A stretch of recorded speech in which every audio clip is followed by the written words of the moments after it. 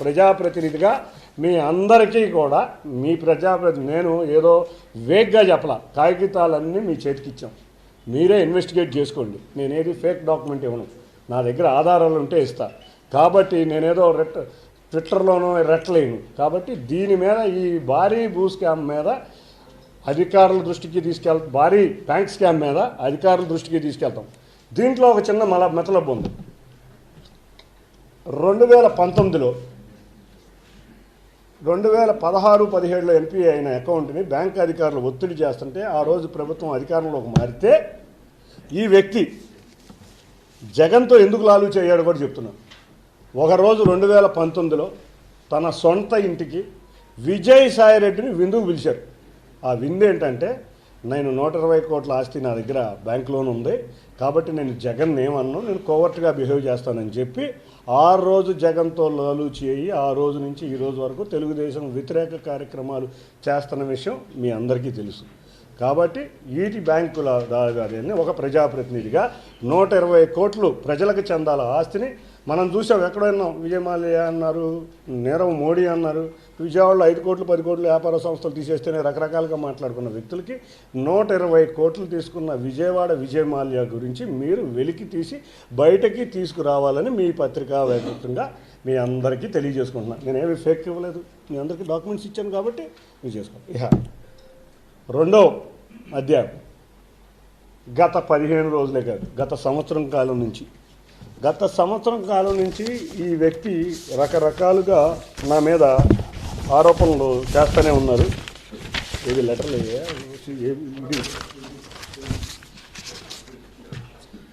ఇప్పుడు నిన్నేదో ఈడీకి ఒక లెటర్ రాశానని మొన్న ఒక లెటర్ పెట్టాడు. 2026/12 ఈడీకి ఒక లెటర్ రాశాడు. మీరందరూ కూడా సోషల్ మీడియా వేదికగా వీటిలన్నింటినీ కూడా చూశారు. నేను ఒకటే కోరుతున్నాను, 2025లో కూడా నానిగారు ఈడీకి ఒక లెటర్ రాశారుగా, ఆ రోజు మీరందరూ చూశారుగా. 2026లో కూడా లెటర్ రాశారుగా. దానికి తేడా ఏంటి? అన్న తేడా ఉందా? ఏమీ తేడా లేదు.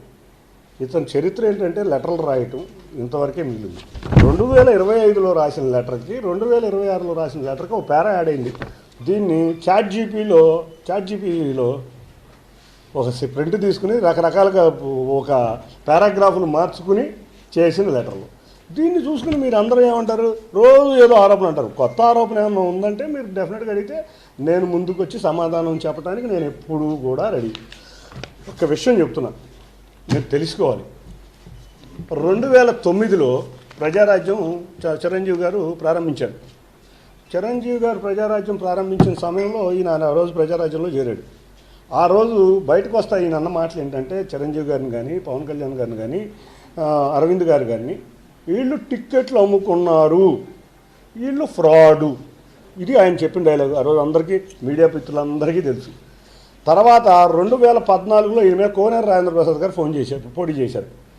వాడు ఒక ఇంటర్నేషనల్ ఫ్రాడు. ఇతను మాట్లాడిన డైలాగ్ ఏంటంటే, అతను ఒక ఇంటర్నేషనల్ వాడు అనేవాడు. నేను ఇది కూడా నేను అతను చెప్పిన క్లియర్ మాటలు చెప్తున్నాను. నేనైతే ఆయన అంట, వాడు ఒక ఇంటర్నేషనల్ ఫ్రాడ్ అన్నాడు. 2019లో ఈయన మీద పీవీపీ గారు పోటీ చేశాడు. వాడిని కూడా ఒక ఇంటర్నేషనల్ ఫ్రాడ్ అన్నాడు.